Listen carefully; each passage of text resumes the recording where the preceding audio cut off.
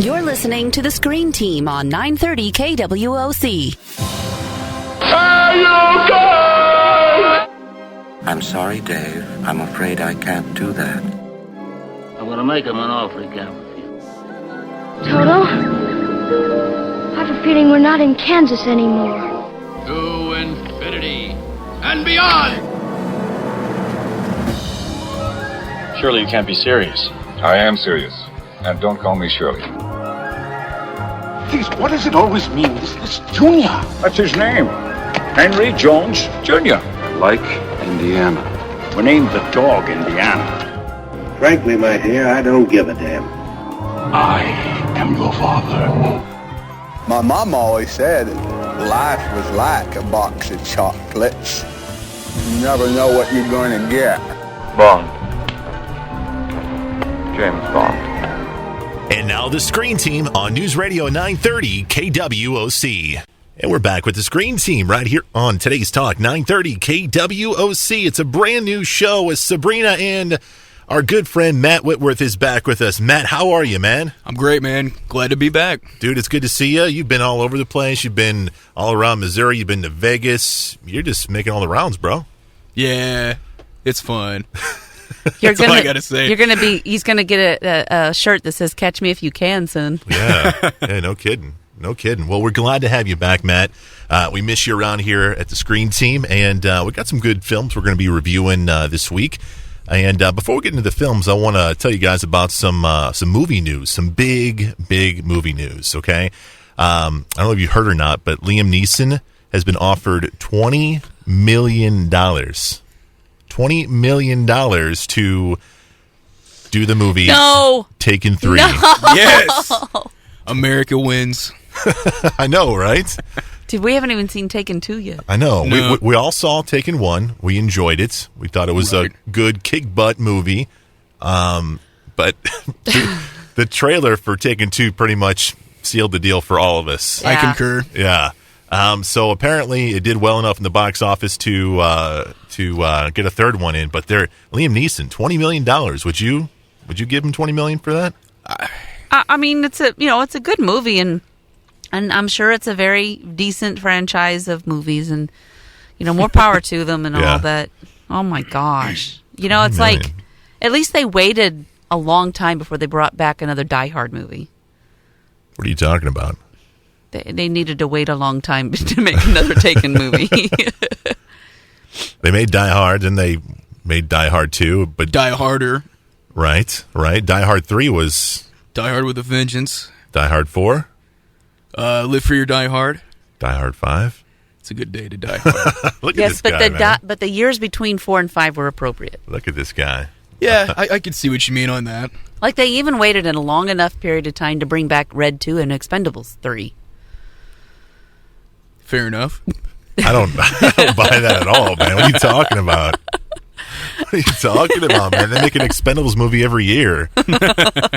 Goodness gracious. All right, let's talk about some of these movies we've reviewed. The first one is our personal pick of the week, and it's called Dazed and Confused. It's a film back from 1993, and this was a film that didn't really do well in the box office. In fact, it only made like $8 million in the box office, but apparently it got cult status, and just by word of mouth, people are like, dude, Dazed and Confused, have you seen it? No, you got to see it, man. This movie's great. And that's how it's gotten really, really popular, just by word of mouth. And I never saw this in the theaters, but I did see it, at a friend's house by word of mouth. And this movie is just hilarious. I don't think everybody's going to find it funny. It's kind of a stoner flick, but I guess what I like about it so much, it's the plot doesn't really, not a lot's going on. It's just a day and a night in the life of a bunch of teenagers and them just hanging out, and it's kind of, this movie reminds me a lot of American Graffiti.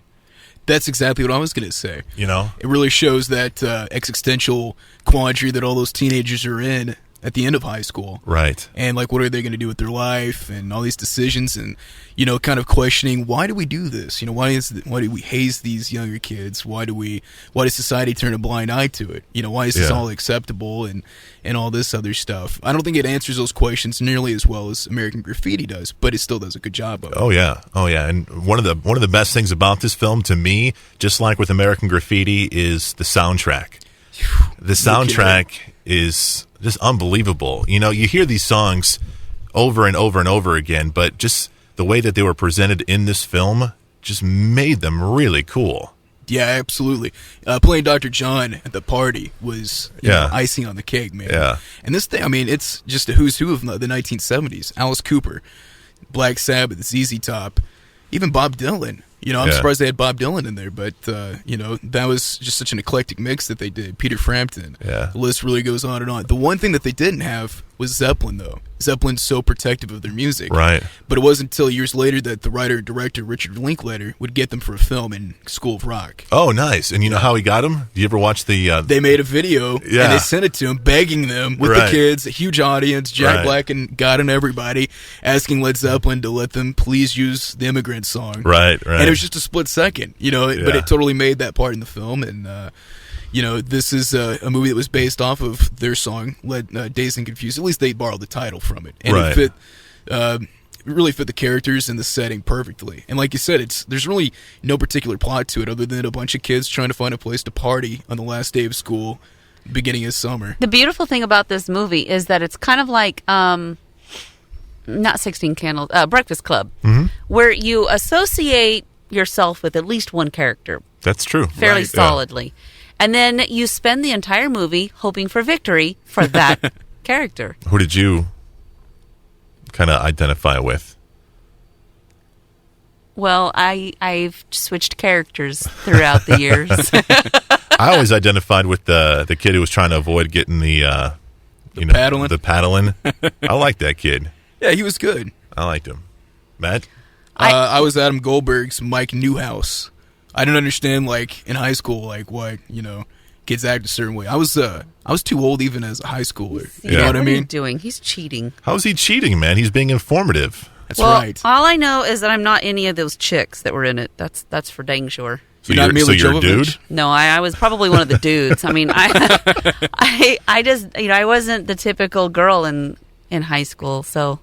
In this movie was kind of a stepping stone for so many of our most popular actors today. Matthew McConaughey, Ben Affleck, Mila Jovovich, Sasha Jensen. I'm just kidding. Okay, that's the last thing he did. Also, what's her name? Not Reese Joey Witherspoon. Lauren Adams? No. Are you cheating again? No. Continue on down the list. She's blonde. She Marissa Ribisi. She's redhead in this one. No. Rats. Why is it? Oh, she's really, really famous. Why can't I think of her name right now? She was in Chicago. The blonde woman in Chicago. Parker Posey? Not Catherine Zeta-Jones. No. She was married to Kenny Chesney for a moment. Yeah. She's married to Kenny Chesney. Who played Roxy in Chicago? You might need to help him out. He didn't see Chicago. She does this. I keep thinking Reese Witherspoon. Roxy Hart. Anyway, I'm drawing a complete blank, obviously. But no, it was that was Joey Lauren Adams. We can go on and on and on about. You guys keep talking. I'm gonna find. I'm telling you, it's Joey Lauren Adams. No, we're talking about. Well, come on, who was married to Kenny Chesney for a moment? No, I know that. But what's this girl's name? Come on, Matt. I forgot offhand. She was Renee also, Zellweger. Yeah. Thank you. Renee Zellweger is in this movie for 2 seconds. Knew it all along. Is she really an extra? Yeah. Really? There's a part where it's the end of school and the girls are hazing the freshmen with mustard and ketchup and stuff like that, and she's one of the girls who's doing that. So unbelievable. Yeah. So this was a big stepping stone for so many of our most popular actors of today. So it's one of my favorites. Matt, one of your favorites? Not really. I hated it in high school because my friends were all like, "Oh, it's the greatest movie ever. It's like Citizen Kane of party movies," and it really kind of is. But they overpromoted it. Yeah. They overpromoted it so much that I just couldn't get into it at the time. And now looking back on it, it's so much more than just a bunch of kids trying to find, a place to party. Yeah. You know what I mean? They do a lot more than that. And the characters, like you said, you really identify with them. I thought that Jason London's Pink Floyd in the movie was great, even though he's a delinquent and a stoner, but he's still a pretty cool guy. Yeah, definitely. Ben Affleck, I wanted to fight the entire movie, as well as Parker Posey. I think I got to take them both of them at the same time. They look like they have glass Somebody jaws. named Parker Posey needs to be beat up. Agreed. Although I'm firmly against any type of abuse whatsoever. So did you like this movie? I do. I like this movie, and it's an easy watch. It's something like if somebody says, let's watch it, I'll be like, all right. I'm not going to go find something else to do. Would you consider it one of the greatest movies of all time? No. It'd be a lot cooler if you did. I was waiting for you to throw that in. I was waiting. Thank you. All right, coming up after the break, we're going to review Identity Theft next on Today's Talk 930 KWOC.